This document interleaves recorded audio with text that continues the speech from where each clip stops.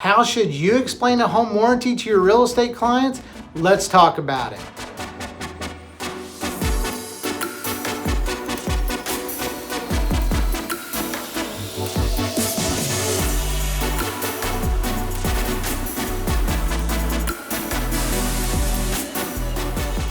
I always explain to agents that a home warranty is actually a limited service contract. Yes, that's right, a limited service contract. No, they don't cover everything in your home, and they should never be explained that way to your real estate clients.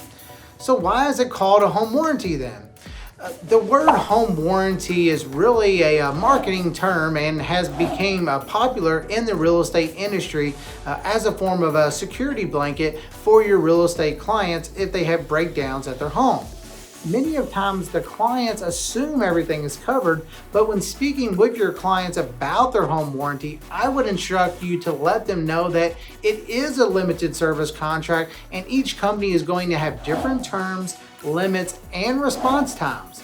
Also, keep in mind that the contract they are reviewing may be a sample contract and not the actual contract they will receive from the warranty company.